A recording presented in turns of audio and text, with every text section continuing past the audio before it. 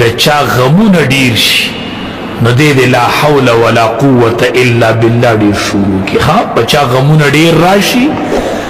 مصائبو کې گیر شو غمونه ډیر سول نو دې لا حول ولا قوة الا بالله دې زور ورکی. سمره غمونه ډیریږي دې لا حول ولا قوة الا بالله ډیری الله به د غمونو نه خلاص کی الله به د غمونو نه نجات نصیب. سمره مشکلات ډیریږي نو ته لا حول ولا قوة الا بالله لزور ورکوا یو الله به خلاصي. نبی علیہ السلام ته الله فرمایي لقد كدت تركن اليهم شيئا قليلا قریب و نزدې و چې ته مایل شوی دي ته لکشا کمایل شوی نسی چل بشیو اذا لاذقناك ضعف الحیات و ضعف الممات مونږ بس کول او پتا باندې دوچن عذاب پجون کې او دوچن په مرګ. الله حبیب کته دی اړولې وینو عذاب به ډبل درکو ثم لا تجد لك علينا نصيرا بیا بتا نموندو د ځان د پاره زمون خلاف څوک مددگار. الله وی چې زه یو سړی وانه ما دی مددگار نه ښه. نبی علیہ السلام ته الله وی دوچن عذاب به درکړو پته ولګیدل چې څومره یو بنده الله ته نږدې نو دومره چې دنه ګناه کیږي الله سزا هم درنه ورکړي. ځکه دی الله ته نږدې ډېر دی نو سزا هم سیوا ده که چې څومره بنده چاته نږدې دی قصورو کې نو سړی سزا ډېره ورکړي. ګوره تا ته عام سړی کنځلو کې ته دومره نه خفه کېږي خو چې بچی کنځلو کې څومره زور بچي دی دا زما بچی دی که دی ما ته ډېر نږدې دی که نه. نو انبیاء خو الله ته ډیر نږدې نو وړه غلطي د انبیاو چې ده الله ډیره سزا ورکړي. یونس علیه السلام څه چل کړی یونس علیه السلام پوه شو چې د الله عذاب راتلو والا دی نو اوس کله یې پرېښوده پکار دی خو صرف د الله د حکم انتظار یې ونه ووتو خو د الله حکم لا د وتلو نه و دی ووت چې عذاب را روان دی نو دا خو ګناه نه وه دا اجتهادی غلطی و قدری. کم خلق چی وی چی دا یونس علیہ السلام نا ففریضه دا رسالت کے کوتاہی شوی دا فاسقان او فاجران.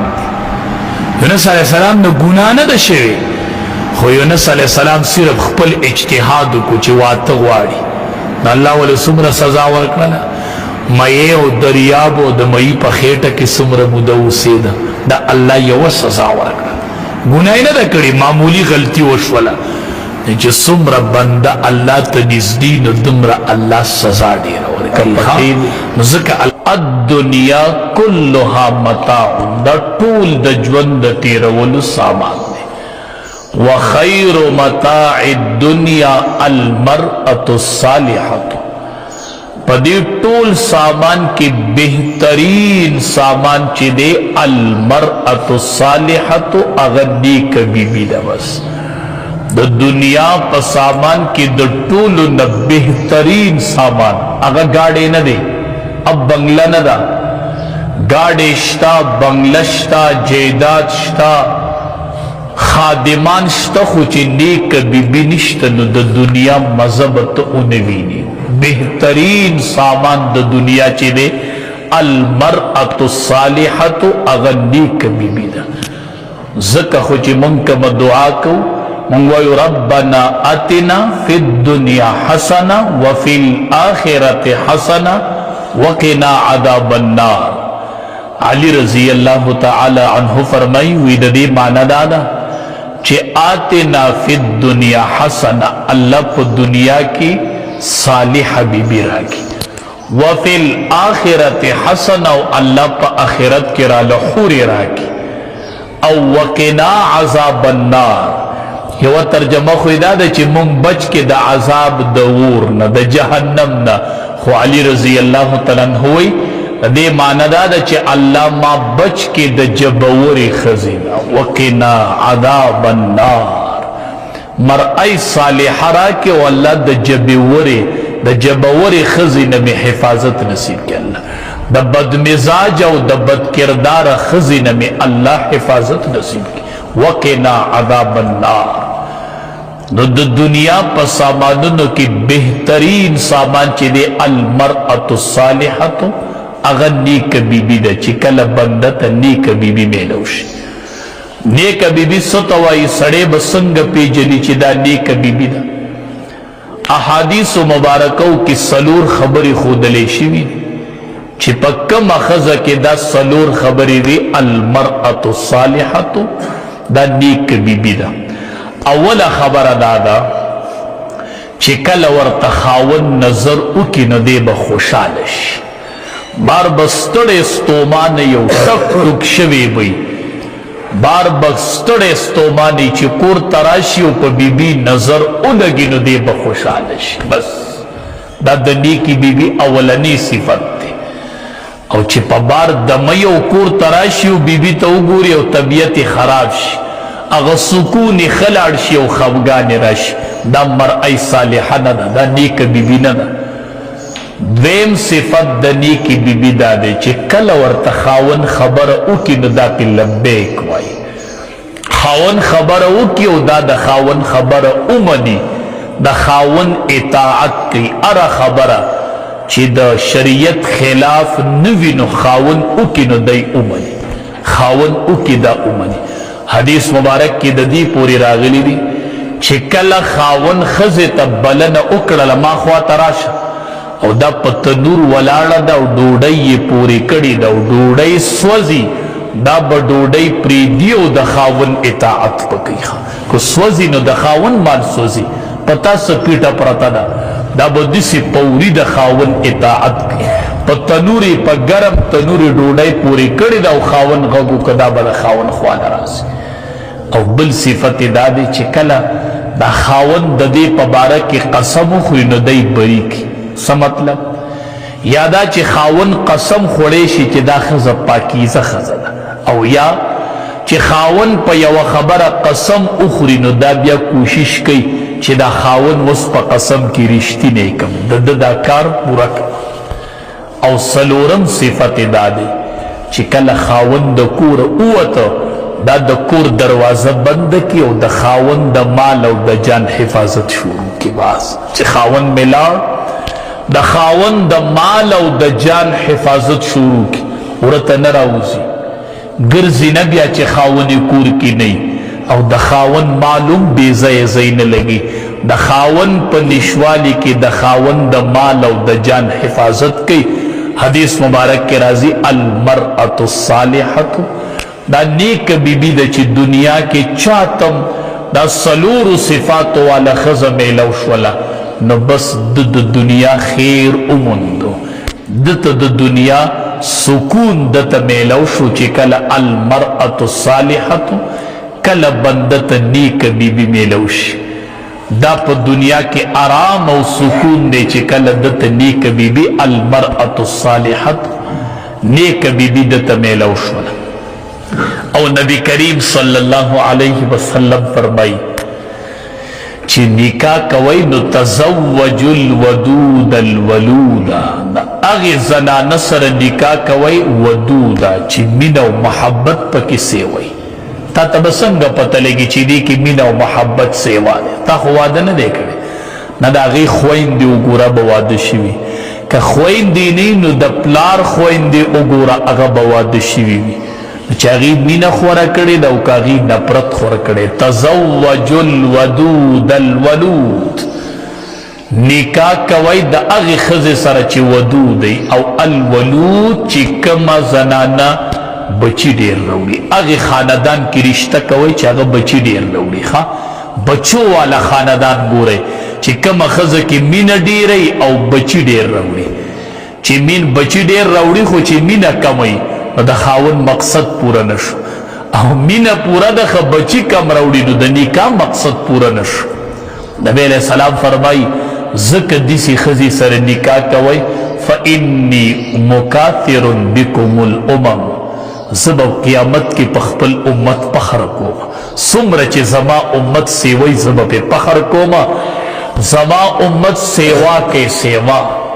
زما امت سیوا کے زما پخپل امت باندے پخر کوما فإنی مکاثر بکم الامم نو نکاح چې کوي د محبت والا خاندان سره چې بچی ډیر راوړي او کوشش کوي. نبی علیہ السلام فرمایي، جابر رضی الله تعالی عنہ فرمایي وي مونږ د جهاد نه را روان چې را نږدې شو نو ما نبی علیہ السلام ته وی د الله حبیبه ما ګورې نوې واده کړی دی ګورې چې را نږدې شو ما ته وی چې جابر رضی الله تعالی عنہ باکرې سره دی واده کړی دی کو سیبی سره دی کړی کونډې سره دی کړی دی که جینۍ سره دی کړی دی ما ورته چې کونډې سره مې کړی وی چې تا جینۍ نه موندله چې د جینۍ سره دی واده کړی دی وی کوشش کوئ د جینۍ سره واده کوئ. فإنهن نبی علیہ السلام فرمائی علیکم بالابکار فإنهن اعذب افواها د جینکو سره ودونه کوي د دې خلی خوږی وي دی خبرې خپلې روباسي دی د پیغور خبرې نه کوي. وانتق ارواحا دی بچی ډېر راوړي رحمونه یې روغي د دواړو جهادو سردار فرمایي. او وارضا بالیسیر او دا په لږ شي رضا کیږي چې مخکې بل واده شوی اوس تا سره واده وکړي کیدای شي چې میلان بیا هغې خاوند ته کیدای شي هغه مالدار او ته غریب وي نو دا به بیا په لږ شي نه رضا کیږي. نو نبی علیہ السلام فرمایي وارضا بالیسیر دا په لږ شي باندې رضا کیږي دا په لږ شي باندې رضا کیږي. نو کوشش کوي نبی کریم صلی الله علیه وسلم صحابو تو فرمایل نکاح چې کوي نو دا کوشش کوي چې هغه د جینکو سره وکړي دې کې به تاسو ته سهولت دې کې به تاسو ته آرام. نبی کریم صلی الله علیه وسلم یو ورځ ځوانانو ته تقریر کوخه وی یا معشر الشباب اے ځوانانو اے نوجوانانو. نبی علیہ السلام ځوانانو ته تقریر کوي من استطاع منکم الباءة اے ځوانانو د چا چې طاقت د نکاح وي فلیتزوج هغه د نکاح وکړي د چا چې د نکاح طاقت وي هغه د نکاح وکړي. ولې د نکاح دوه غټې پیدې دي فانه اغض للبصر واحسن للفرج دا نظر ښکته کوي د نکاح سره نظر ښکته کیږي. نن چې په معاشره کې حیا ورکه ده بنیادی وجه دا ده چې اولاد له پټې باندې نکاح نه کیږي. فانه اغض للبصر د بچی نظر ښکته کول غواړي چې د نظر ښکته شوی دا په تبلیغ نه ښکته کیږي دا په علم نه ښکته کیږي دا په حج او په عمره نه ښکته کیږي. فلیتزوج نبی علیہ السلام فرمائی دی نکاح کی فإنه اغض للبصر دا نکاح چی دا دخ کتو کون کی دا نظر دا واحسن للفرج او دا محفوظ کی شرمگاونا خزیناونا بختم شی که نکاح پا ٹیم شوروش والا پا گرانٹای سر دا معاشرین بزینہ ورکشی خچی کل نکاحونا پا ٹیم کی او دا یاد ساتے چې کم علاقه کې مہر سیوا شي هغه علاقه کې به زنا عام شي مہرونه به نه سیوا کوي بیا به د نکاح دروازه به بندیږي نو چې د نکاح دروازه بندیږي نو بیا به زناونه عام کیږي. او ومن لم یستطع نبی علیہ السلام فرمای د چا چې طاقت نه د نکاح طاقت د کم ځوانانو نه نو فعليه بالصوم پا اغی روجی لازمی دینا بیا روجی نیسیخا چی دا چا دا نکاح طاقت نی بس اغا روجو تکار ہوا ہے فإنہو لہو وجاؤن ذکر روجہ چی دا سڑی شہوات مڑکی خدا قانون دے چی گیڑا مڑشی نو اندامون وگیشی او چی گیڑا وگیشی نو اندامون مڑشی تاسو دے روجہ کی خکالی دا سڑی پر دیر کار مار سمے نرازی لکا مزدورین دیر اغا شان نشی کولی سنگ چی پکوجے مڑوی سمی میں نرازی لا سخپو کی میں دب نشتا چی خیرتا وگیشی نو اندامون مارش فإنہو لہو وجاؤن چوی دا کم ازوانانو دا نکاح طاقت نی نو اغا دی روجی نیسی اغا دی روجی شروع کی پا دی سر بدا دجلن خکلے تیریگی چی کل دا نکاح طاقت نی. نبی کریم صلی اللہ علیہ وسلم فرمائی ان اعظم النکاح برکتن پټوله دنیا کې برکتی نکاح پیژنئ؟ اے پټوله دنیا کې د برکت نه ډک نکاح پیژنئ چې کومه نکاح برکتی ده؟ مونږ وایو چې یو 20 تولې پکې کالي او 3 ورځې پکې ډوډۍ ورکړي، یو 15 پکې میخې حلالېږي او ټولې ذلې له پکې دعوت ورکړي، دا به د برکت نکاح کنه؟ نه، نبی علیہ السلام فرمائی ان اعظم النکاح برکتن ایسره مؤونتن، چې څومره په یو نکاح کې مشقت او خرچه کمی نو دومره برکت سی وای. کالی کمی، سامان کمی، روټۍ مناسبی، هر سیزی کمی نو دومره په نکاح کې برکت ډیری. او چې څومره دا اخوا دیخوا ورسره سیوا کیږي نو دومره د نکاح نه هغه برکت اوچتیږي، برکت اوچت شي. د دواړو جهادو سردار او فرمایل په ټوله دنیا کې ناکاره ډوډۍ پیژنئ او په ټوله دنیا کې ناکاره کور پیژنئ؟ په ټوله دنیا کې په ټولو خوراکونو کې بدترین او ناکاره خوراک نبی علیہ السلام فرمایي دا هغه د واده روټۍ ده چې مالداران پکې روبلل شي او غریبانان پکې پرېښودل شي. لیدین دي که نه؟ ناکري غریبانان صرف ګاډي شماري، مخکې کوي وروستو کوي، په لین کې ولاړې وي دومره ګاډي راله، د محلې خلق وږې ناسي ګاډي شماري او د علاقې نوابان او ملکانان را روان هغه ډوډۍ خوري او غریبانان دي ګرځي هغه د ګاډي شماري.